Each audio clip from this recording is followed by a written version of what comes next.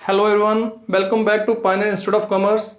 दोस्तों, आज हम फाइनेंशियल स्टेटमेंट से रिलेटेड कुछ क्वेश्चंस करने जा रहे हैं, जिसमें मैं आपको बताऊंगा कि किस तरीके से हम अपना यहाँ पे जो है इनकम स्टेटमेंट के ज़रिए अपना प्रॉफिट या लॉस कैलकुलेट करते हैं, या बैलेंस शीट के ज़रिए कैसे हम अपनी फाइनेंशियल पोजीशन को चेक करते हैं। ऑलरेडी मैं आपको अपने प्रीवियस लेक्चर्स में बता चुका हूँ कि ग्रॉस प्रॉफिट निकालने के लिए या नेट प्रॉफिट निकालने के लिए कौन कौन से हम एक्सपेंसेस, कौन कौन सी इनकम हम लेते हैं और बैलेंस शीट में कौन कौन सी आइटम्स आती हैं। आज उन्हीं को हम यहाँ पे प्रैक्टिकली निकाल के देखेंगे कि कैसे हम यहाँ पे ट्रेडिंग प्रॉफिट लॉस अकाउंट के जरिए अपना प्रॉफिट या लॉस निकालते हैं और कैसे बैलेंस शीट जो है वो प्रिपेयर करते हैं। तो ये मेरे पीछे दो क्वेश्चंस हैं, तो वन बाय वन इनको हम सॉल्व करेंगे। तो सबसे पहले ये छोटा वाला क्वेश्चन ले लेते हैं। अब पढ़ लेते हैं कि इसमें पूछा क्या है। कहता है, from the following information determine gross profit for the year ended 31 मार्च 2019। कहता है जी, जो भी आपको ये इन्फॉर्मेशन दे रखी है इसको यूज़ करके आपने ग्रॉस प्रॉफिट कैलकुलेट करना है। अब ग्रॉस प्रॉफिट निकालने के लिए हम ट्रेडिंग अकाउंट प्रिपेयर करते हैं, तो यानी कि यहाँ पे हम ट्रेडिंग अकाउंट बनाएंगे और ग्रॉस प्रॉफिट जो है वो कैलकुलेट कर लेंगे। अब क्योंकि इसने क्वेश्चन में यहाँ पे कोई स्टेटमेंट या अकाउंट बनाने के लिए नहीं बोला है, तो बिना ट्रेडिंग अकाउंट बनाए भी हम यहाँ पे ग्रॉस प्रॉफिट कैलकुलेट कर सकते हैं, सीधे उसकी कैलकुलेशन कर सकते हैं। ठीक है, तो फिलहाल हम यहाँ पे प्रेफर करेंगे कि ट्रेडिंग अकाउंट प्रिपेयर कर लेते हैं। उससे यहाँ पे जो है एक सिस्टम बन जाता है और हमें यहाँ पे हर चीज़ जो है आसानी से यहाँ पे नजर आती है। तो पहले हम कॉलम बना लेते हैं उसके लिए। तो अकाउंट के कॉलम सेम वैसे बनते हैं जैसे हम पहले बनाते हैं लेजर अकाउंट के। दो साइड हैं डेबिट और क्रेडिट। तो ऊपर लिख देते हैं कि ट्रेडिंग अकाउंट बना रहे हैं, ट्रेडिंग अकाउंट। अब कौन से ईयर के लिए बना रहे हैं, तो उसकी डेट अगर क्वेश्चन में दे रखी है तो वो भी हमें लिखना है। तो इसने लिखा है कि आपका जो ईयर 31 मार्च 2019 को खत्म हो रहा है उसका आपने ग्रॉस प्रॉफिट निकालना है। तो लिख देते हैं trading account for the year ended 31 मार्च 2019। ठीक है, तो ये हमारा आ गया पर्टिकुलर्स, अमाउंट, ये आ गया हमारा पर्टिकुलर्स और अमाउंट। एक चीज़ का ध्यान रखना, यहाँ पे डेट का कॉलम नहीं बनता है। ठीक है ना, जैसे लेजर अकाउंट में हम डेट का कॉलम बनाते हैं, इसका नहीं बनाते क्योंकि ये क्लोजिंग डेट पे बनती है। जब अकाउंटिंग क्लोज होता है उस समय यहाँ पे जो है पूरे साल के जो एक्सपेंसेस और इनकम है उनको लेके हम ये प्रिपेयर करते हैं। इसमें इसका डेट का कॉलम नहीं होता, इस चीज़ का ध्यान रखना। तो अब ट्रेडिंग अकाउंट हम कैसे प्रिपेयर करते हैं। ट्रेडिंग अकाउंट निकालने के लिए हमें क्या चाहिए, ट्रेडिंग अकाउंट ग्रॉस प्रॉफिट निकालने के लिए हमें क्या चाहिए। ग्रॉस प्रॉफिट निकालने के लिए हमें चाहिए होते हैं डायरेक्ट इनकम और डायरेक्ट एक्सपेंसेस, यानी कि जो हमारी मेन ट्रेडिंग एक्टिविटी है वहाँ से कितनी इनकम जनरेट हुई, वहाँ से हमने कितना रेवेन्यू अर्न किया और उसको करने के लिए कितने हमने यहाँ पे एक्सपेंस इनकट किए हैं, वही लेके हम यहाँ पे अपना ग्रॉस प्रॉफिट निकालते हैं। ठीक है, तो ट्रेडिंग अकाउंट में जैसा आपको मैं पहले बता चुका हूँ कि जो हमारी इनकम स्टेटमेंट है उसमें हमारी रेवेन्यू एक्सपेंडिचर और रेवेन्यू रिसीट्स आती हैं। और रेवेन्यू एक्सपेंडिचर, रेवेन्यू रिसीट्स दो टाइप की होती हैं, डायरेक्ट और इनडायरेक्ट। ट्रेडिंग अकाउंट में direct receipt, direct revenue receipt और डायरेक्ट रेवेन्यू एक्सपेंडिचर आते हैं, जबकि जो इनडायरेक्ट आइटम्स होती हैं वो आती हैं प्रॉफिट लॉस अकाउंट में। तो यहाँ पे हमें डायरेक्ट आइटम से लेनी है, डायरेक्ट एक्सपेंसेस और डायरेक्ट इनकम ही लेनी है या डायरेक्ट रेवेन्यू रिसीट्स ही लेनी है। तो हम देखेंगे कि हमें क्वेश्चन में यहाँ पे जो है ये कौन कौन सी दे रखी हैं। जितने भी हमारे एक्सपेंसेस होंगे उनको हम डेबिट करेंगे और जितनी भी हमारी यहाँ पे डायरेक्ट इनकम होगी, जो हमारी यहाँ पे ट्रेडिंग एक्टिविटी से रिलेटेड इनकम है, वो क्रेडिट करेंगे। ठीक है, तो अब हम क्वेश्चन पढ़ लेते हैं और देखते हैं कि क्वेश्चन के अंदर हमें क्या क्या इन्फॉर्मेशन दे रखी है। इसमें हमें दिया हुआ opening stock, freight and packing, sales, goods purchase during the year, closing stock, packing expenses on sale. तो ये कुल आइटम हमें दे रखी हैं। तो अब हमें देखना है कि इसमें कौन कौन सी ट्रेडिंग अकाउंट में आती है। तो जब भी हम यहाँ पे जो है अपना ग्रॉस प्रॉफिट निकालते हैं, एक तो हमें यहाँ पे सेल चाहिए होती है, दूसरा कॉस्ट ऑफ गुड्स सोल्ड। और कॉस्ट ऑफ गुड्स सोल्ड अगर हम यहाँ पे अलग से नहीं निकालते हैं तो उसके जो एलिमेंट्स हैं वो ले सकते हैं। अब कॉस्ट ऑफ गुड्स सोल्ड हम कैसे लेते हैं, कॉस्ट ऑफ गुड्स सोल्ड कैसे निकालते हैं, इसमें हम लेते हैं ओपनिंग स्टॉक, ऐड करते हैं उसमें परचेजेस और जितने भी बाकी हमारे डायरेक्ट एक्सपेंस होते हैं जैसे कैरेज हो गया, फ्रेट हो गया, वेजेस हो गई, वो सारे उसमें ऐड करते हैं और क्लोजिंग स्टॉक माइनस करके कॉस्ट ऑफ गुड्स सोल्ड आता है। तो या तो cost of goods sold calculate करके यहाँ पे डेबिट कर दो या उसके जो एलिमेंट्स है वो अलग अलग ले लो। तो हम यहाँ पे ट्रेडिंग मोड में यहाँ पे जो है हर एलिमेंट को अलग अलग ही लेंगे। तो सबसे पहले इसमें हमारा आता है ओपनिंग स्टॉक। तो यहाँ हम लिख देते हैं ओपनिंग स्टॉक। अब ओपनिंग स्टॉक जो है वो कितना है 25,000। नेक्स्ट उसके बाद हमारा यहाँ पे जो है परचेजेस, जो भी हमने यहाँ पे गुड्स परचेज किए होंगे वो आएंगे। तो देखो यहाँ पे उसने लिखा है goods purchase during the year. तो नेक्स्ट हमारी आती है परचेजेस। अगर क्वेश्चन के अंदर इसकी रिटर्न दे रखी हैं, परचेजेस रिटर्न दी हुई हैं, तो वो इसमें से लेस करनी है क्योंकि हमें यहाँ पे नेट परचेजेस चाहिए होती हैं। फिलहाल इस क्वेश्चन में यहाँ पे परचेजेस रिटर्न नहीं है, तो सीधा बाहर हम यहाँ पे परचेजेस लिख सकते हैं 1,40,000। देन उसके बाद जितने भी बाकी डायरेक्ट एक्सपेंसेस हैं वो हम ले सकते हैं। अब डायरेक्ट एक्सपेंसेस में कौन कौन से होंगे, और ये आपको मैं ऑलरेडी बता चुका हूँ कि डायरेक्ट एक्सपेंसेस कौन से होते हैं। जो भी हमारी ट्रेडिंग एक्टिविटी के साथ डायरेक्टली यहाँ पे एक्सपेंसेस इन्वॉल्व होते हैं, यानी कि जिनको हम आसानी से आइडेंटिफाई कर लेते हैं कि जिस प्रोडक्ट में हम यहाँ पे डील कर रहे हैं कौन से एक्सपेंसेस जो है उनसे रिलेटेड है, यानी कि जिसको हम आसानी से आइडेंटिफाई कर लेते हैं कि ये एक्सपेंस इस प्रोडक्ट के लिए हमने इतना इनकट किया है, वो डायरेक्ट हो गया। और जो हमारे कॉमन एक्सपेंसेस होते हैं जिनको आसानी से आइडेंटिफाई नहीं कर सकते हैं वो हो गए इनडायरेक्ट। तो जैसे हमारा वेजेस हो गया, कैरेज, फ्रेट, या जितने भी हमारे मैन्युफैक्चरिंग के एक्सपेंसेस हैं ये सारे के सारे डायरेक्ट एक्सपेंस होते हैं। तो हमें देखना है यहाँ पे कि डायरेक्ट एक्सपेंसेस हमारे कौन कौन से हैं। एक ओपनिंग स्टॉक तो आ गया, इसमें फ्रेट एंड पैकिंग, ठीक है। तो लिख देते हैं to freight and packing. Freight जो है ट्रांसपोर्टेशन चार्जेस होते हैं कि अगर हम यहाँ पे बाय एयर, बाय शिप, यानी कि बाय रोड अगर हम यहाँ पे जो है गुड्स नहीं मंगवाते हैं, बाय ट्रेन, बाय एयर या बाय शिप अगर गुड्स आते हैं, उसके लिए जो हम ट्रांसपोर्टेशन चार्जेस पे करते हैं उसको बोलते हैं फ्रेट। तो यहाँ पे फ्रेट एंड पैकिंग इकट्ठा दिया है, ठीक है। अब देखो पैकिंग हमारी दो टाइप की होती है, एक होगी प्राइमरी पैकिंग, एक होती है हमारी यहाँ पे सेकेंडरी पैकिंग। प्राइमरी पैकिंग का मतलब होता है कि जब फैक्ट्री में प्रोडक्ट बनता है उस समय यहाँ पे जो है जब उसकी पैकिंग की जाती है, ठीक है ना। क्योंकि यहाँ पे जब भी हम प्रोडक्ट तैयार करते हैं तो उसके लिए यहाँ पे उसको अट्रैक्टिव बनाने के लिए यहाँ पे जो है उसके यहाँ पे जो है अच्छे तरीके से यहाँ पे उसकी पैकिंग की जाती है। कई बार केसेस में उसकी पैकिंग की जाती है, जैसे कैलकुलेटर आते हैं। अब कैलकुलेटर जो है वो केसेस में आते हैं, ठीक है। अगर यहाँ पे कोई प्रोडक्ट लूज में आता है तो हमारा इंप्रेशन क्या जाता है कि ये अच्छी क्वालिटी का नहीं है, बट अगर पैकिंग अच्छी होगी तो हम यहाँ पे मान के चलते हैं कि ये प्रोडक्ट जो है ये स्टैंडर्डाइज प्रोडक्ट है। तो इसलिए यहाँ पे जो फैक्ट्री में प्रोडक्ट को प्रोड्यूस करने के बाद उसको मार्केट में सेल करने के लिए यहाँ पे जो उसकी पैकिंग की जाती है उसको हम बोलते हैं प्राइमरी पैकिंग। तो प्राइमरी पैकिंग जो है ये हमारा डायरेक्ट एक्सपेंस होता है। उसके बाद जब हम कस्टमर को गुड्स सोल्ड करते हैं उस समय यहाँ पे अगर हम पैकिंग करके उसको देते हैं तो उसको हम बोलते हैं पैकिंग ऑन सेल या सेकेंडरी पैकिंग। वो इनडायरेक्ट एक्सपेंस होता है, वो प्रॉफिट एंड लॉस अकाउंट में आता है। तो यहाँ पे इसने फ्रेट एंड पैकिंग इकट्ठा दिया है, लिखा नहीं है प्राइमरी, बट अगर नहीं लिखा है तो यही मान के चलेंगे कि ये प्राइमरी पैकिंग का ही खर्चा है, प्राइमरी पैकिंग के लिए ये एक्सपेंस इनकर्ड हुआ है, ठीक है। तो इसलिए यहाँ पे ये डायरेक्ट एक्सपेंस यहाँ पे आ गया, ये आ गया 10,000, ठीक है। इसके अलावा सेल, अब सेल कहाँ लेते हैं, क्रेडिट साइड, बाय सेल्स।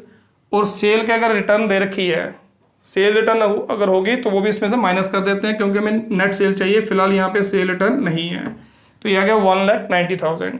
इसके अलावा फिर इसमें क्लोजिंग स्टॉक आता है, ठीक है ना। जब कास्ट ऑफ गुड्स सोल्ड निकालते हैं तो ये आइटम्स ऐड करके इसमें से क्लोजिंग स्टॉक माइनस करते हैं।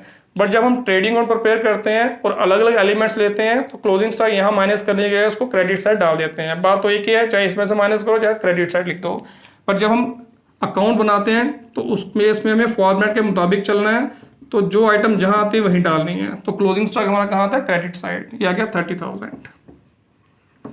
नेक्स्ट आ गया पैकिंग एक्सपेंसेस ऑन सेल्स। अब देखो यहाँ पे लिखा है पैकिंग एक्सपेंसेस ऑन सेल, तो यानी कि सेल के टाइम जो हमने पैकिंग एक्सपेंस इनकर किए हैं, जो अपने कस्टमर को यहाँ पे प्रोडक्ट पैक करके दिया है, वो जो एक्सपेंस होंगे वो सेलिंग एक्सपेंस होते हैं। और ये सेलिंग एक्सपेंस जो होते हैं ये इनडायरेक्ट नेचर के होते हैं, ये प्रॉफिट लॉस अकाउंट में आते हैं, यहाँ नहीं आते हैं। ट्रेडिंग अकाउंट में यहाँ पे जो प्राइमरी पैकिंग एक्सपेंसेस हैं वही आते हैं। क्लियर है, ठीक है। अब यहाँ पे उसने फ्रेट एंड पैकिंग इकट्ठा दिया था, इसलिए फ्रेट जो है डायरेक्ट एक्सपेंस है, उसके साथ जो पैकिंग है तो मान के चलेंगे ये भी यहाँ पे उसके साथ ही इनकर्ड हुआ है, तो ये भी डायरेक्ट है। इस चीज़ का ध्यान रखना है बस। अब जितनी भी आइटम्स हमने ले ली है अब इसको बैलेंस करना है। ट्रेडिंग अकाउंट को बैलेंस करेंगे, जो साइड बड़ी होगी उसमें से छोटी साइड माइनस कर देंगे। अगर ये क्रेडिट साइड जो है इनकम साइड है, इनकम ज़्यादा है, एक्सपेंसेस कम है, जो डिफरेंस होगा वो ग्रॉस प्रॉफिट। अगर यहाँ पे एक्सपेंसिव वाली साइड ज़्यादा है, इनकम वाली कम है, जो डिफरेंस होगा वो ग्रॉस लॉस। तो आप देख लेते हैं कौन सी साइड इसमें बड़ी नज़र आ रही है। दोनों साइड का टोटल कर लेते हैं। तो ये आ गया 2,20,000, तो वो साइड बड़ी है 2,20,000। तो ये आ गया 1,75,000, यानी कि हमारा यहाँ पे जो डिफरेंस है वो क्या है 45,000। और ये हमारा क्या हो गया ग्रॉस प्रॉफिट। अगर आगे ट्रेडिंग अकाउंट बनाना होता तो इसी ग्रॉस प्रॉफिट को हम यहाँ पे जो है वहाँ पे ब्रॉड डाउन कर देते और बाकी इनडायरेक्ट आइटम्स लेके वहाँ पे नेट प्रॉफिट निकाल देते। फिलहाल इस क्वेश्चन में खाली यहाँ पे उसने ग्रॉस प्रॉफिट के लिए ही पूछा था, तो ग्रॉस प्रॉफिट हमने निकाल लिया। जितने भी हमारे डायरेक्ट रेवेन्यू रिसीट्स हैं और डायरेक्ट हमारे रेवेन्यू एक्सपेंडिचर है उनको लेके उनको मैच करके हमने यहाँ पे इस तरीके से अपना ग्रॉस प्रॉफिट निकाल लिया है। ठीक है, तो इसी तरीके से हमें यहाँ पे जो है ट्रेडिंग अकाउंट प्रिपेयर करना और ऐसे ही हमें अपना ग्रॉस प्रॉफिट ग्रॉस लॉस निकालना है। ठीक है, सिर्फ आपको यहाँ पे एक ही चीज़ में आइडेंटिफाई करनी है कि जो भी एक्सपेंस लेने हैं वो डायरेक्ट रेवेन्यू एक्सपेंडिचर होने चाहिए और जो भी हम इनकम लेंगे वो या जो भी हम रिसीट लेंगे वो डायरेक्ट रेवेन्यू रिसीट होनी चाहिए या डायरेक्ट रेवेन्यू इनकम होनी चाहिए। इस चीज़ को अगर आइडेंटिफाई करना आप सीख जाते हो तो ट्रेडिंग अकाउंट बनाना आपके लिए बिल्कुल आसान है। ठीक है, तो अब दूसरा क्वेश्चन ले लेते हैं। अब इस क्वेश्चन के अंदर यहाँ पे जो है ट्रेडिंग प्रॉफिट लॉस अकाउंट और बैलेंस शीट पूछी है, यानी कि ये कंप्लीट क्वेश्चन है। तो अब इसमें मैं आपको बताऊंगा कि कैसे हम ट्रेडिंग प्रॉफिट लॉस अकाउंट और बैलेंस शीट प्रिपेयर करते हैं। तो पहले इसको रब कर लेते हैं। तो अगर नोट डाउन करना है तो पॉज करके कर सकते हो या स्क्रीनशॉट ले सकते हो।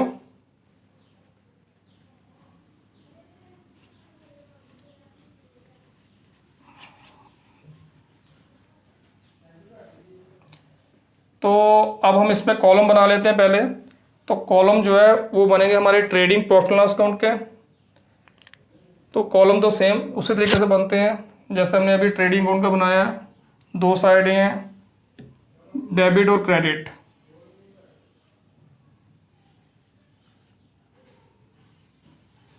तो ये आ गया हमारा trading profit and loss account. ऊपर लिख देते हैं trading profit and loss account for the year ended, जिस ईयर के लिए हम बना रहे हैं। तो ये बन रहा है 31 मार्च 2019।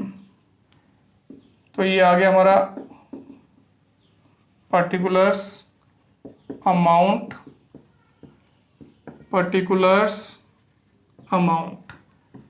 तो अब इसमें दो पोर्शन है, पहला ट्रेडिंग अकाउंट का होगा, दूसरा प्रॉफिट लॉस अकाउंट होगा। तो पहले पोर्शन में हम ट्रेडिंग अकाउंट बना के अपना ग्रॉस प्रॉफिट या ग्रॉस लॉस निकालेंगे, उसको नीचे ब्रॉड डाउन करेंगे प्रॉफिट लॉस अकाउंट में। फिर बाकी जो इनडायरेक्ट आइटम्स होंगे वो लेके हम अपना नेट प्रॉफिट निकालेंगे। तो चलिए देख लेते हैं कि क्वेश्चन के अंदर यहाँ पे कौन कौन सी आइटम जो है ट्रेडिंग अकाउंट में आने वाली है। अब देखो इस क्वेश्चन में यहाँ पे ये ट्रायलेंस दिया हुआ है, डेबिट बैलेंसेस एक तरफ दिए हैं, क्रेडिट बैलेंसेस एक तरफ दिए हैं। ठीक है, अब इनमें से हमने यहाँ पे देखना है कि कौन कौन सी आइटम्स, कौन कौन से एक्सपेंसेस, कौन कौन सी इनकम हमारे ट्रेडिंग प्रॉफिट लॉस अकाउंट में आएंगे। जैसा कि आपको पता होगा कि जो एक्सपेंसेस और लॉसेस होते हैं उनका हमेशा डेबिट बैलेंस होता है, इनकम और गेन्स का हमेशा क्रेडिट बैलेंस होता है। इसलिए जितने भी हमारे एक्सपेंसेस हैं, चाहे वो ट्रेडिंग अकाउंट में आने वाले हैं, चाहे वो प्रॉफिट लॉस अकाउंट में आने वाले हैं, वो डेबिट साइड से निकल जाएंगे और जो हमारी इनकम है वो कहाँ से निकलेंगे, क्रेडिट साइड से। तो सबसे पहले ट्रेडिंग अकाउंट में क्या आता है हमारा ओपनिंग स्टॉक। ठीक है, अब फॉर्मेट के मुताबिक बता दिया मैंने क्यों आता है। तो अब देख लेते हैं यहाँ पे ओपनिंग स्टॉक क्वेश्चन में दिया है, जो आइटम दी होगी वो लेनी है, जो नहीं होगी उसको इग्नोर करना है। तो अब यहाँ पे क्वेश्चन में यहाँ पे ओपनिंग स्टॉक दिया हुआ है, तो सबसे पहले हम लिख देते हैं यहाँ पे ओपनिंग स्टॉक।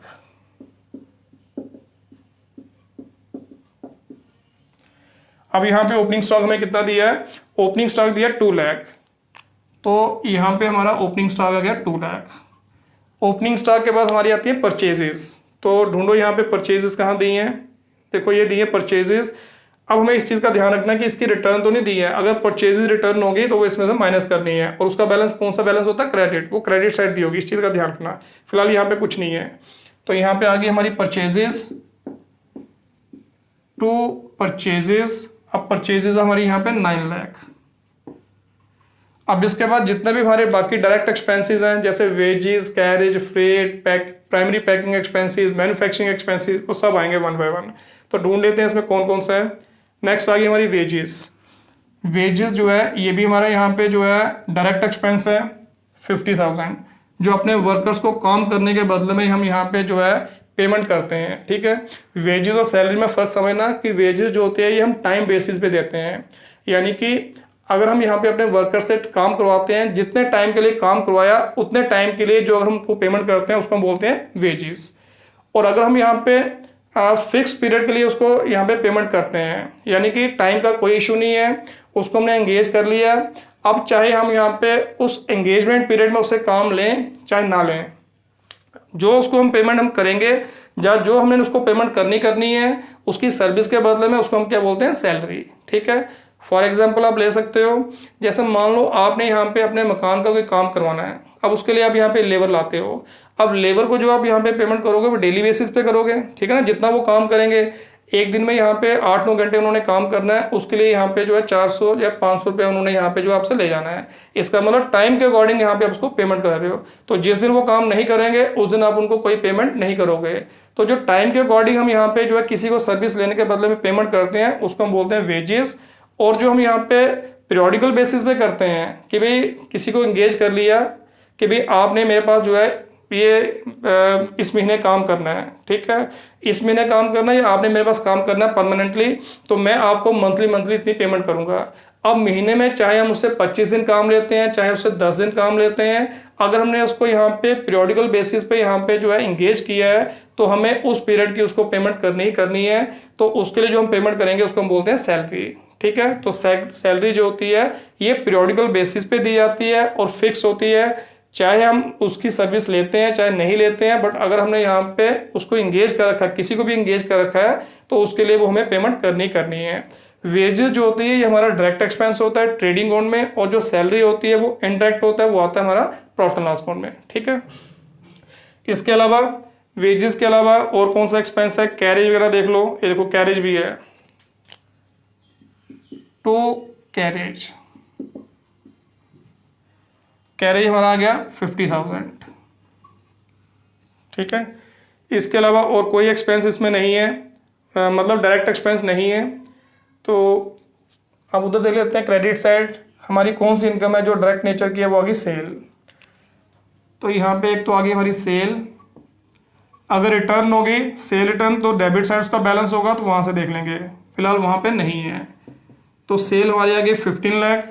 इसके अलावा हमारा और किस में क्या आता है, मेन चीज़ आता है क्लोजिंग स्टॉक। अब देखो क्लोजिंग स्टॉक जो होता है वो ट्रायल के अंदर नहीं होता, क्लोजिंग स्टॉक के बाहर, ट्रायल के बाहर दिया होता है। ठीक है, ट्रायल के अंदर वो उसी केस में होगा अगर हम उसकी वैल्यूएशन ट्रायल बनाने से पहले कर लेते हैं। तो फिलहाल यहाँ पे उसने नीचे इन्फॉर्मेशन दे रखी है, कहता है closing stock was of ₹70,000 but it's net reliable value was estimated at ₹60,000। कहता है जो क्लोजिंग स्टॉक है उसकी यहाँ पे जो कॉस्ट है,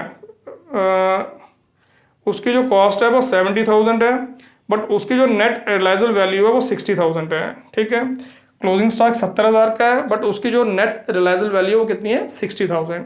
अब एक चीज़ का ध्यान रखना, अगर क्वेश्चन के अंदर हमें क्लोजिंग स्टॉक की कॉस्ट भी दी है और उसकी रिलायबल वैल्यू यानी कि मार्केट वैल्यू यानी कि आज की डेट में वो कितने का बिक सकता है वो भी दी है, तो हमें इन दोनों को कंपेयर करना है। इन दोनों में से यहाँ पे जो वैल्यू कम होगी उसी को हम क्लोजिंग स्टॉक की वैल्यू मान के अपने ट्रेडिंग प्रॉफिट लॉस में रिकॉर्ड करेंगे, इस चीज़ का ध्यान रखना। ठीक है, तो क्लोजिंग स्टॉक जो है ऐसा तो 70,000 का है बट उसकी जो रिलायबल वैल्यू 60,000 है, तो दोनों में छोटी कौन सी है, रिलायबल वैल्यू, तो यहाँ पे हम उसकी रिलायबल वैल्यू लेंगे। ठीक है, अब क्वेश्चन उठता है कि ऐसा क्यों करते हैं।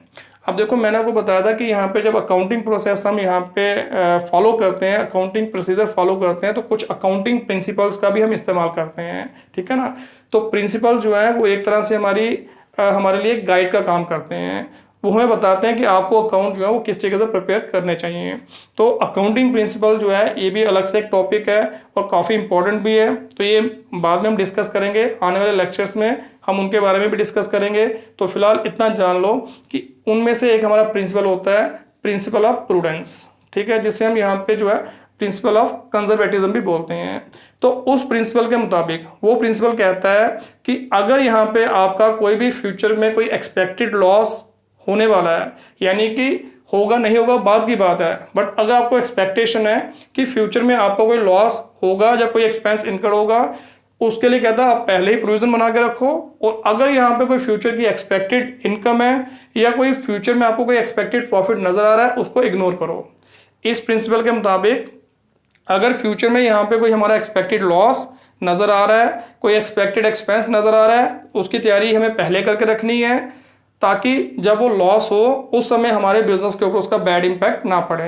बट दूसरी तरफ ये प्रिंसिपल कहता है कि अगर फ्यूचर का कोई एक्सपेक्टेड प्रॉफिट है, अगर आपको कोई प्रॉफिट नजर आ रहा है कि फ्यूचर में ये आपको हो सकता है, उसको टोटली इग्नोर करो। ठीक है, तो इस प्रिंसिपल को फॉलो करके हम यहाँ पे जो है क्लोजिंग स्टॉक की वैल्यू जो है इस तरीके से निकालते हैं, कॉस्ट और रिलाइजेबल वैल्यू को कंपेयर करते हैं और उनमें से जो कम होता है उसी को यहाँ पे उसकी वैल्यू मान के चला जाता है। ठीक है, तो अब ये प्रिंसिपल जो है इसका क्या बेनिफिट है या इसकी क्या इंपॉर्टेंस है, तो ये तो हम आने वाले लेक्चर्स में डिस्कस करेंगे। ठीक है, चलिए फिर भी मैं आपको थोड़ा सा इसके बारे में बता दूं। अब देखो, आपने सुना होगा कि बुरे दिनों के लिए हम यहाँ पे तैयारी करके रखते हैं, अच्छे दिनों के लिए तैयारी कोई करके नहीं रखता। ठीक है, यानी कि आने वाले टाइम में अगर हमें यहाँ पे कोई लॉस होने की संभावना है बिजनेस के अंदर, और अगर हम उसकी तैयारी करके नहीं रखते हैं, उसके लिए अगर हम प्रोविजन नहीं बनाते हैं और कल को अगर वो लॉस हो जाता है, हमारे बिजनेस के ऊपर उसका बैड इंपैक्ट आएगा, हमारा बिजनेस जो है बंद भी हो सकता है। बट अगर हमने उस लॉस से निपटने के लिए पहले ही यहाँ पे तैयारी करके रखी है, पहले ही यहाँ पे प्रोविजन बना रखा है, यानी कि अपनी इनकम का कुछ पोर्शन अलग रखा है कि अगर ये लॉस होता है, ये एक्सपेंस इनकम होता है, तो इसको यूज करके उस लॉस को हम कवर करेंगे, तो उस समय हमारे बिजनेस के ऊपर उसका कोई बैड इंपैक्ट नहीं आएगा, हमारा बिजनेस जो है स्मूथली चलता रहेगा। ठीक है, ऐसे ही यहाँ पे अगर यहाँ पे कोई एक्सपेक्टेड इनकम नजर आ रही है, फ्यूचर की अगर एक्सपेक्टेड इनकम नजर आ रही है, तो हम उसको टोटली इग्नोर करते हैं। ठीक है, क्योंकि अकाउंटिंग प्रिंसिपल के मुताबिक ये माना जाता है कि भाई अगर यहाँ पे फ्यूचर में आपको कोई इनकम नजर आ रही है और अगर आप उसका पहले प्रोविजन नहीं बना लेते हो, ठीक है, प्रोविजन नहीं बनाते हो और कल को वो इनकम हो ना हो, आपके बिजनेस पे कोई बैड इंपैक्ट नहीं आएगा। बट अगर हम यहाँ पे पहले ही उसको कंसिडर कर लेते हैं कि भाई ये हमें इनकम होगी, उसके मुताबिक अगर हम प्लानिंग कर लेते हैं, अपने बिजनेस का प्लान बना लेते हैं और कल को अगर वो इनकम नहीं होती है तो आपकी सारी की सारी प्लानिंग फेल हो जाएगी, तो उसके कारण आपका बिजनेस जो है डिस्टर्ब हो सकता है। तो इसलिए यहाँ पे एक्सपेक्टेड जो इनकम होती है, एक्सपेक्टेड प्रॉफिट होता है, उसको हम टोटली इग्नोर करते हैं। एग्जाम्पल आपको मैं दे सकता हूँ, मान लो मैं कहता हूँ यहाँ पे जैसे अभी कोविड-19 के कारण बिजनेस के ऊपर काफ़ी इम्पैक्ट पड़ा है। अब मान लो मेरा भी बिजनेस जो है 4 महीने बंद रहा है, मान लो मैं बिजनेसमैन हूँ तो मेरा बिजनेस 4 महीने बंद रहा। अब मैं गवर्नमेंट जो है अनाउंसमेंट कर रही है, पैकेज दे रही है इंडस्ट्री को, डिफरेंट कैटेगरीज को, वो यहाँ पे जो है कंपनसेशन दे रही है। अब मैं एक्सपेक्ट कर लेता हूँ यहाँ पे कि गवर्नमेंट मेरे लिए भी कंपनसेशन जो है अनाउंस करेगी, तो मेरे को भी यहाँ पे गवर्नमेंट से 4 लाख रुपये मिलेगा। ठीक है, अब मैं ये अज्यूम कर लेता हूँ कि आने वाले टाइम में मेरे को 4 लाख की इनकम यहाँ से आएगी, 4 लाख जो है मेरे को मिलेगा। उसके मुताबिक मैं यहाँ पे जो है किसी से यहाँ पे मान लो लोन ले लेता हूँ बिजनेस के लिए कि भाई आपको मैं 2 महीने के अंदर ही पे कर दूंगा, क्योंकि 2 महीने के बाद मेरे को यहाँ पे जो है 4 लाख कहीं से मिलेंगे। अब मैं वो लोन ले लेता हूँ, उसको अपने यहाँ पे अपने पर्पस के लिए यूज़ कर लेता हूँ, और अगर 2 महीने के बाद मेरे को यहाँ पे वो कंपनसेशन नहीं मिली जो कि मेरी एक्सपेक्टेशन थी, क्लियर कट अभी कोई क्लियर नहीं था कि वो मिलनी कि नहीं मिलनी, सिर्फ मैं एक्सपेक्ट कर रहा था कि गवर्नमेंट की तरफ से मेरे को भी यहाँ पे कुछ कंपनसेशन दी जाएगी और इतनी होगी। तो अगर वो यहाँ पे नहीं आती है तो इसका मतलब मेरे बिजनेस के ऊपर उसका बैड इंपैक्ट आएगा, मेरे बिजनेस के ऊपर प्रेशर बढ़ जाएगा, क्योंकि मैंने जो लोन लिया हुआ है वो मेरे को वापस करना है, हर हाल में वापस करना है, और अगर मैं वापस नहीं करूंगा तो उसके ऊपर इंटरेस्ट चढ़ता जाएगा, तो जिसके कारण यहाँ पे मेरा बिजनेस जो है वो डूब भी सकता है।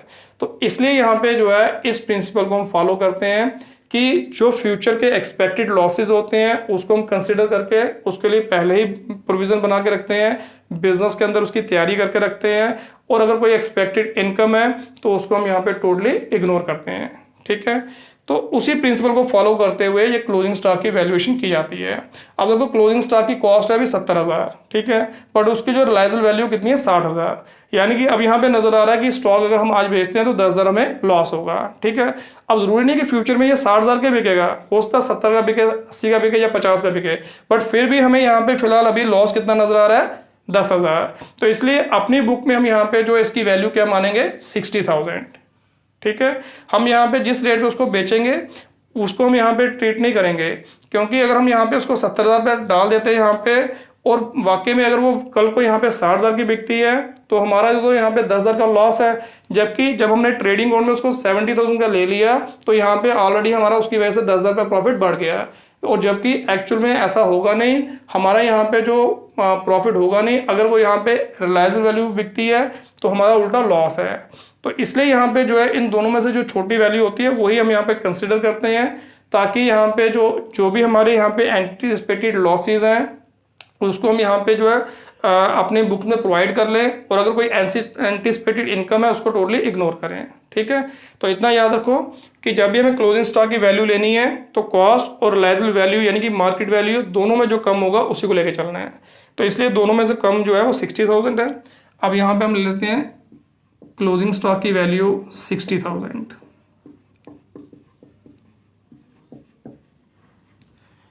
बस इसके अलावा यहाँ पे कोई इन्फॉर्मेशन नहीं है। अब इसको बैलेंस कर लेते हैं और बैलेंस करके इसका प्रॉफिट या लॉस निकलाता है। तो जो साइड बड़ी होगी उसको देख लेते हैं कौन सी साइड इसमें बड़ी है। तो ये 15 लाख और ये 60,000, तो ये साइड बड़ी नज़र आ रही है 15,60,000। 15,60,000 इसमें से माइनस कर लेते हैं तो कितना ये 12 लाख, तो ये आ गया 3,60,000। हमारा यहाँ पे जो ग्रॉस प्रॉफिट है वो आ गया 3,60,000। अब इसको नीचे ब्रॉड डाउन कर देंगे।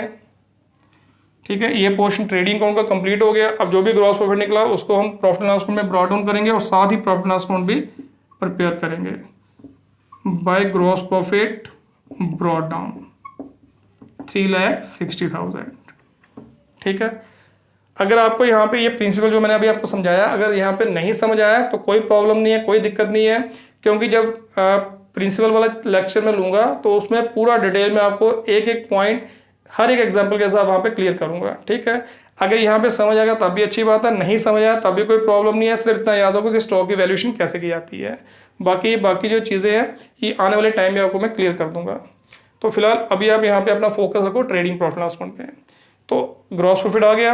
अब उसके बाद जितने भी हमारे इनडायरेक्ट एक्सपेंसेस हैं या हमारी जो इनडायरेक्ट इनकम है या इनडायरेक्ट रेवेन्यू रिसीट्स है वो लेंगे। तो पहले एक्सपेंसेस देख लेते हैं इसमें कौन कौन से हैं। मशीनरी हमारी एसेट है, बिल्डिंग हमारी एसेट होती है, डेटर्स हमारी एसेट है, ड्राइंग भी छोड़ दो, परचेजेस आ चुका है, वेजेस आ चुका है, बैड डेट्स।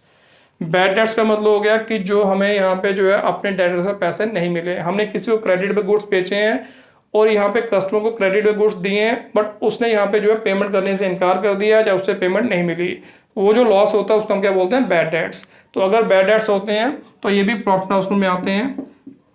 तो यहाँ लिख देंगे टू बैड डेट्स और बैड डेट्स का अमाउंट है 10,000। ठीक है, जो भी हमारा एक्सपेंसेस है, लॉसेज हैं, इनडायरेक्ट नेचर के हैं, यहीं पे आएंगे। नेक्स्ट इसके बाद बैंक नहीं आता, ओपनिंग स्टॉक आ चुका है, रेंट।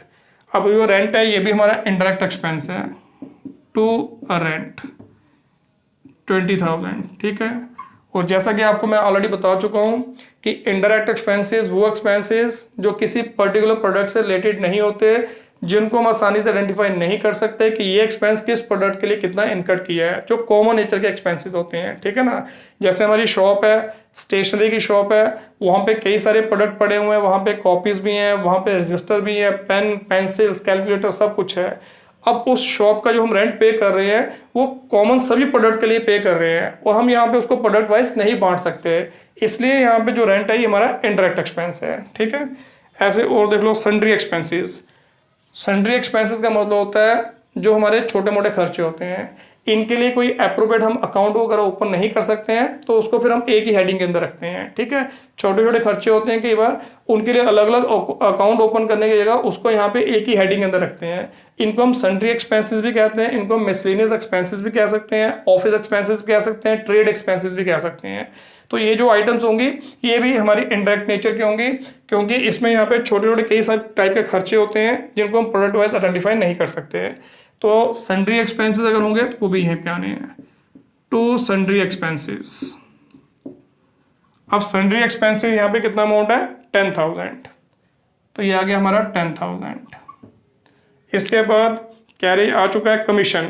अब कमीशन क्योंकि ये डेबिट साइड है तो डेबिट साइड जो है हमारे एक्सपेंसेस और एसेट के बैलेंस होते हैं, जो क्रेडिट साइड है वो लाइबिलिटीज और इनकम के। तो अगर ये डेबिट साइड दिया है तो दैट मीन्स हमारा ये एक्सपेंस है, तो यहीं पे आएगा टू कमीशन। कमीशन भी हमारा इनडायरेक्ट एक्सपेंस होता है 20,000। तो डायरेक्ट एक्सपेंस हमारे गिने चुने होते हैं, बाकी जितने भी एक्सपेंस है तकरीबन सारे इनडायरेक्ट ही होते हैं। अब हम क्रेडिट साइड देख लेते हैं कि हमारी कोई और इनकम तो नहीं है, कोई ऐसी इनकम जो प्रॉफिट लॉस अकाउंट में आने वाली है, यानी कि जो इनडायरेक्ट नेचर की है, जो हमारी मेन ट्रेडिंग एक्टिविटी से रिलेटेड नहीं है या किसी प्रोडक्ट से कनेक्टेड नहीं है। कैपिटल नहीं है, क्रेडिटर्स नहीं है, सेल आ चुका है, कमीशन और इंटरेस्ट, देखो कमीशन और इंटरेस्ट दिया है, अब लिखा नहीं है यहाँ पे इसके आगे उसने कुछ भी, रिसीव है कि पेड है, आपने खुद पता लगाना है कि हमारी ये कमीशन रिसीव्ड है कि पेड है। अभी जैसे आपको मैंने बताया कि जो अगर ये एक्सपेंस होते तो उनका डेबिट बैलेंस होना था, तो ये डेबिट बैलेंस के कॉलम में आना था। अब क्योंकि ये क्रेडिट बैलेंस के कॉलम में दिया है, तो क्रेडिट बैलेंस किनका होता है, लायबिलिटीज और इनकम का, इसलिए यहाँ पे जो क्रेडिट बैलेंसेस में हमें कमीशन और इंटरेस्ट दिए, ये दोनों की दोनों हमारी इनकम है। तो अगर इनकम है तो यहीं पे आनी है, बाय कमीशन ये आ गया 10,000, नेक्स्ट आ गया बाय इंटरेस्ट, ये भी आ गया 30,000। बस, इसके अलावा यहाँ पे कोई एक्सपेंस और कोई इनकम हमारी यहाँ पे नहीं है। अब हमें इसको बैलेंस करना है। बैलेंस करने का तरीका वही है कि बड़ी साइड में से छोटी साइड माइनस करेंगे और जो डिफरेंस होगा वही हमारा प्रॉफिट या लॉस होगा। अगर डेबिट साइड बड़ी है, क्रेडिट छोटी है, डेबिट हमारी एक्सपेंस साइड होती है, डेबिट साइड बड़ी है, क्रेडिट छोटी है, तो डिफरेंस जो होगा वो लॉस। अगर क्रेडिट साइड बड़ी है, डेबिट छोटी है, जो डिफरेंस होगा वो क्या होगा, प्रॉफिट। तो फिलहाल यहाँ पे ये डेबिट साइड क्रेडिट साइड ही नजर आ रही है बड़ी, तो ये आएगी हमारी 4 लाख, ये भी 4 लाख। अब इसमें से डेबिट साइड माइनस कर लेते हैं 60, तो ये आएगा हमारा 3,40,000। तो इसको हम क्या लिखेंगे, नेट प्रॉफिट। तो हमारा नेट प्रॉफिट कितना निकला, 3,40,000। ठीक है, क्रेडिट में से डेबिट माइनस की, तो हमारा जो नेट प्रॉफिट है, जो हमारा मुनाफा हुआ पूरी बिजनेस एक्टिविटीज का, ओवरऑल बिजनेस का, वो कितना हुआ, 3,40,000। ठीक है, तो इस तरीके से हम अपना यहाँ पे जो trading profit loss account prepare करके अपना ग्रॉस प्रॉफिट और नेट प्रॉफिट फाइंड आउट करते हैं। ठीक है, अब इन दोनों का डिफरेंस मैं आपको बता चुका हूँ क्या होता है। ग्रॉस प्रॉफिट जो हमारी ट्रेडिंग एक्टिविटी है, मेन ट्रेडिंग एक्टिविटी है, वहां से जो प्रॉफिट आता है उसको ग्रॉस प्रॉफिट बोलते हैं, और हमारे बिजनेस की जो ओवरऑल एक्टिविटीज है उसके कारण जो प्रॉफिट आता है उसको बोलते हैं नेट प्रॉफिट। ठीक है, जैसे मैंने आपको बताया, हमारी मेन ट्रेडिंग एक्टिविटी, मान लो अगर हम सेल परचेज कर रहे हैं, ठीक है, अगर हमारी यहाँ पे काम मैन्युफैक्चरिंग का, यानी कि हमारी मैन्युफैक्चरिंग कंसर्न है, तो मैन्युफैक्चर करके प्रोडक्ट को बेचना, तो ये हमारी मेन एक्टिविटी है। तो यहाँ से जो प्रॉफिट आया, इन एक्टिविटी को करने से प्रॉफिट आया, ग्रॉस प्रॉफिट। इसके अलावा हम कमीशन बेसिस पे भी काम करते हैं। हम यहाँ पे जो अपना कुछ पोर्शन हमने शॉप का या अपनी बिल्डिंग का कुछ पोर्शन हमने रेंट पे दे रखा, वहाँ से हमें रेंट आ रहा है। हमने कुछ अपनी फंड्स की इन्वेस्टमेंट बाहर कर रखी है, वहाँ से इंटरेस्ट आ रहा है, डिविडेंड आ रहा है। तो ये जो सारी यहाँ पे हमारी डिफरेंट टाइप की एक्टिविटीज हो रही हैं, इनका जो नेट रिजल्ट होता है, चाहे वो ट्रेडिंग है, चाहे वो नॉन ट्रेडिंग एक्टिविटी है, सबको मिला के यहाँ पे जो हमें बेनिफिट हुआ, नेट हमें जो मुनाफा हो, उसको बोलते हैं नेट प्रॉफिट। ठीक है, तो अब इसके बाद यहाँ पे जो है एक चीज़ उसने और पूछी है, बैलेंस शीट। अब हमें बैलेंस शीट भी प्रिपेयर करनी है, और बैलेंस शीट के जरिए हम फाइंड आउट करेंगे कि हमारे यहाँ पे जो फाइनेंशियल पोजीशन कैसी है, यानी कि हमारी फंड्स की पोजीशन कैसी है। और फंड्स की पोजीशन हम कैसे देखते हैं, लाइबिलिटीज और एसेट्स को देख के। फंड्स का मतलब हो गया लाइबिलिटीज, हमारी लाइबिलिटीज जो है कितनी है, और उन लाइबिलिटीज को हम कहाँ इन्वेस्ट करते हैं, यानी कि जो भी हमारे फंड्स होते हैं उसको कहाँ इन्वेस्ट करते हैं, एसेट्स में। तो यहाँ हम अपने फंड्स अप्लाई करते हैं, उनको हम बोलते हैं एसेट्स। तो अब एसेट्स और लाइबिलिटी जो है ये देखने के लिए हमें बैलेंस शीट प्रिपेयर करनी है, तो उसके जरिए अपनी फाइनेंशियल पोजीशन हम चेक कर सकते हैं। ठीक है, तो अब इसको रब कर लेते हैं। अब इसके बाद बैलेंस शीट का भी कॉलम ऐसे बनते हैं, सिर्फ उसमें ध्यान रखना कि उसमें डेबिट और क्रेडिट कॉलम नहीं होते हैं। तो इसमें भी हम यहाँ पे जो है 2 कॉलम बनाएंगे। अब इसमें हमारा जो कॉलम होता है वो होता है लाइबिलिटीज का और एसेट्स का। इसको हम यहाँ पे डेबिट क्रेडिट नहीं कहते हैं। ठीक है, तो बैलेंस शीट, अब जो बैलेंस शीट है ये किसी पर्टिकुलर डेट को बनती है, ये किसी ईयर से बिलोंग नहीं करती। तो ये हम कब बना रहे हैं, 31 मार्च 2019। तो इसको लिख देते हैं बैलेंस शीट एज एट 31 मार्च 2019, यानी कि 31 मार्च 2019 को जो हमारी एसेट्स और लाइबिलिटी की पोजीशन है वो बैलेंस शीट में बताएगी। तो इसकी यहाँ पे जो लेफ्ट हैंड साइड है, यहाँ पे आती है लाइबिलिटीज, ये आ गया अमाउंट, ये आ गई हमारी एसेट्स, यहाँ पे फिर आ गया हमारा अमाउंट। ठीक है, तो अब हमें देखना है यहाँ पे कि ये जो हमें ट्रायल बैलेंस दिया है इसमें कौन कौन सी हमारी एसेट्स है, कौन कौन सी हमारी लाइबिलिटी है। तो लाइबिलिटी पहले हम देख लेते हैं, लाइबिलिटी साइड, और लाइबिलिटी का बैलेंस कहाँ से निकलेगा, हमारी क्रेडिट से, क्रेडिट साइड से। अब देख लेते हैं यहाँ पे कि इसमें हमारी कौन कौन सी लाइबिलिटी साइड की आइटम है। और लाइबिलिटी में हम सबसे पहले क्या लेते हैं, कैपिटल, जो ओनर ने इन्वेस्टमेंट की है। तो सबसे पहले हम इसमें लेंगे कैपिटल, ठीक है। अब कैपिटल का जो ओपनिंग बैलेंस है वो कितना है, वो हमें ट्रायल बैलेंस से मिल जाएगा। तो कैपिटल जो है हमारी कितनी है, 10 लाख। तो सबसे पहले हम यहाँ पे जो है कैपिटल को अंदर लिखेंगे। इस साल का जो नेट प्रॉफिट है वो इसमें ऐड करते हैं, क्योंकि नेट प्रॉफिट जो होगा वो भी ओनर से बिलोंग करता है, तो वो उसके अकाउंट में ऐड हो जाएगा, ठीक है। अगर लॉस होगा, नेट लॉस है, तो इसमें से माइनस कर देते हैं। तो ऐड कर देते हैं, ऐड नेट प्रॉफिट।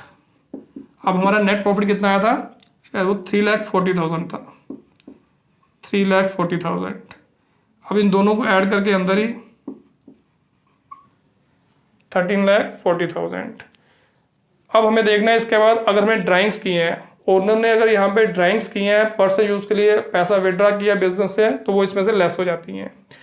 तो देख लो यहाँ पे ड्राइंग्स है, ये देखो यहाँ पे ड्राइंग्स है 30,000, लेस ड्राइंग्स 30,000। इसके अलावा और अगर यहाँ पे ओनर की कैपिटल से रिलेटेड कोई ट्रांजैक्शन है, जैसे interest on capital, interest on drawings, अगर वो होती है वो भी यहाँ पे एडजस्ट करते हैं, माइनस करके बाकी जो बचा वो बाहर, ये आ गया 13,10,000, ठीक है। तो यानी कि ओनर की बिगनिंग में कैपिटल थी 10 लाख, अब यहाँ पे क्लोजिंग डेट पे उसकी कैपिटल कितनी होगी, 13,10,000, ठीक है। किसकी वजह से उसकी कैपिटल बढ़ी, प्रॉफिट की वजह से। कम किसकी वजह से हुई, जो उसने ड्राइंग्स की हैं। तो कुल मिला के यहाँ पे उसकी कैपिटल ये आ गई, ठीक है। और एक चीज़ का ध्यान और रखना, अगर हमने यहाँ पे ये जो प्रॉफिट है ड्राइंग्स है, इसकी ऑलरेडी उसके कैपिटल अकाउंट में एडजस्टमेंट कर रखी है, तो फिर हमें कैपिटल अकाउंट से इसका बैलेंस मिल जाएगा, ठीक है। वो फिर हम सीधा बाहर लिख सकते हैं। तो फिलहाल इस क्वेश्चन में उसने ट्रायल जो दिया हुआ है उसमें ये आइटम्स अलग अलग हैं, इसलिए हमें साथ साथ इसको एडजस्ट करना पड़ा। इसके अलावा और देखते हैं कौन कौन सी लाइबिलिटी है। कैपिटल के बाद क्रेडिटर्स, ये भी लाइबिलिटी है, सेल कमीशन इंटरेस्ट आ चुका है। तो पीछे हमारी यहाँ पे एक ही लाइबिलिटी बचती है, वो है क्रेडिटर्स। क्रेडिटर्स को जिनसे हमने क्रेडिट लिया है, सप्लायर जिनसे हमने उधार लिया है, तो अगर क्रेडिटर्स हैं वो भी लाइबिलिटी है, तो वो भी यहाँ पे आएगी। और जैसा कि मैं आपको पहले बता चुका हूँ कि यहाँ पे हमारी जो लाइबिलिटीज होती हैं, आउटसाइड लाइबिलिटी, वो दो टाइप की होती हैं, नॉन करंट और करंट। नॉन करंट लाइबिलिटी का मतलब हो गया जो लॉन्ग टर्म लाइबिलिटी है, जो हमें 1 साल के बाद वापस करनी है।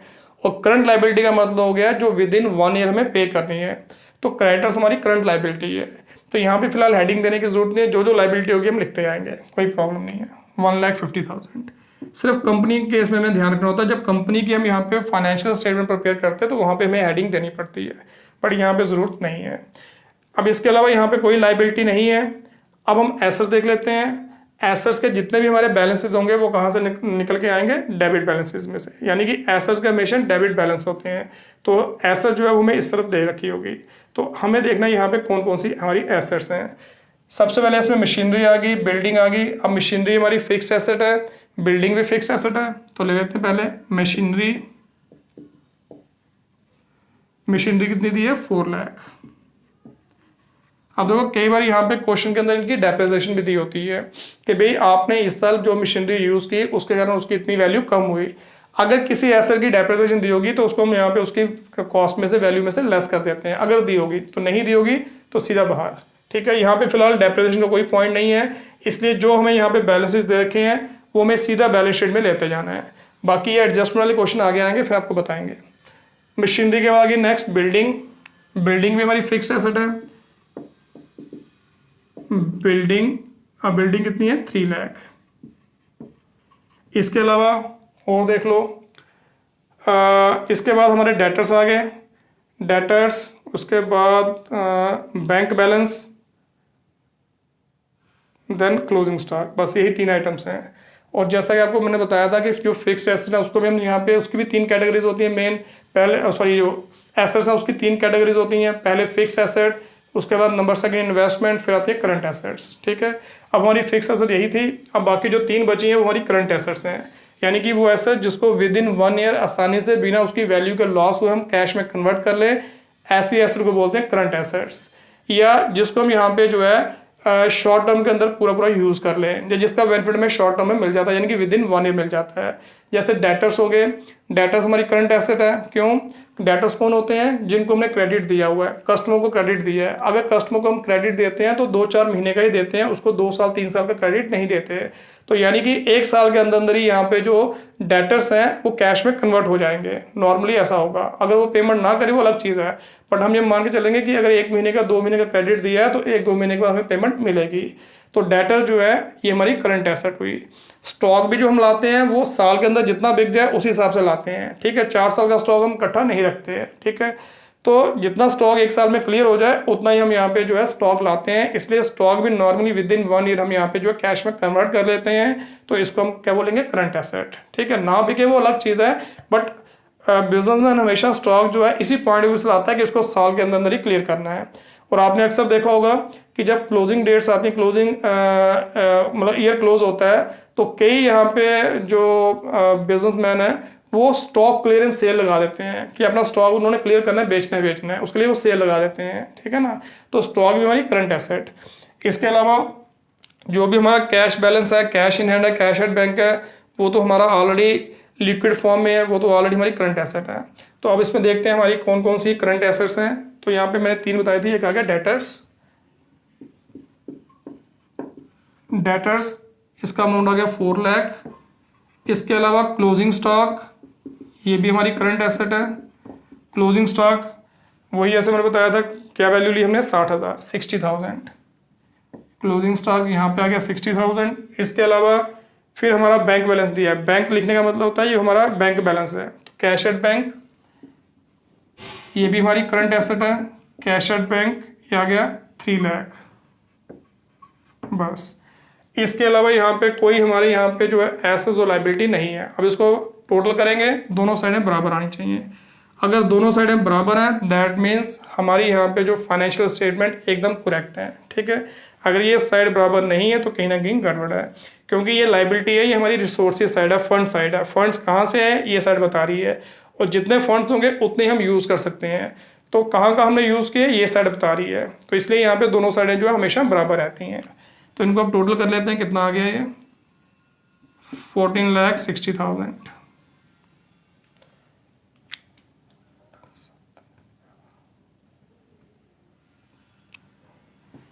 14,60,000। तो इस तरीके से हमारी यहाँ पे जो बैलेंस शीट है वो कंप्लीट हुई, ठीक है। तो इस तरीके से हम अपनी फाइनेंशियल स्टेटमेंट जो है प्रिपेयर करते हैं। तो सिर्फ इस चीज़ का आपने ध्यान रखना है कि कौन कौन सी आइटम कहाँ कहाँ नहीं चाहिए। तो मैंने आपको जैसे पहले बताया कि इनकी नेचर्स को फाइंड आउट करके आप आसानी से ये पता लगा सकते हो कि कौन सी आइटम कहाँ आएगी। 2 टाइप की आइटम्स होती हैं, रेवेन्यू और कैपिटल। जो रेवेन्यू आइटम्स हैं, चाहे वो रेवेन्यू एक्सपेंडिचर है, रेवेन्यू रिसीट है, वो ट्रेडिंग प्रॉफिट लॉस अकाउंट में। और जो हमारी कैपिटल रिसीट और कैपिटल एक्सपेंडिचर है वो कहाँ आएंगे? बैलेंस शीट में। कैपिटल रिसीट लायबिलिटी साइड और कैपिटल एक्सपेंडिचर एसेट साइड, ठीक है। और जो रेवेन्यू आइटम्स होती हैं, रेवेन्यू एक्सपेंडिचर, रेवेन्यू रिसीट, वो 2 टाइप की, डायरेक्ट और इनडायरेक्ट। डायरेक्ट ट्रेडिंग अकाउंट में, indirect profit and loss account में, ठीक है।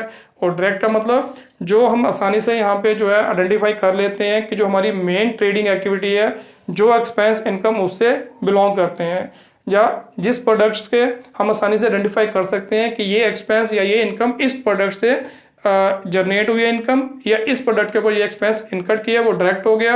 और जो कॉमन एक्सपेंसेस होते हैं, कॉमन इनकम होती है, जिसको हम प्रोडक्ट वाइज डिवाइड नहीं कर सकते, एलोकेट नहीं कर सकते, पता नहीं लगा सकते कि किस प्रोडक्ट के लिए हमने ये एक्सपेंस कितना इनकट किया, या ये इनकम किस प्रोडक्ट के लिए कितनी आई।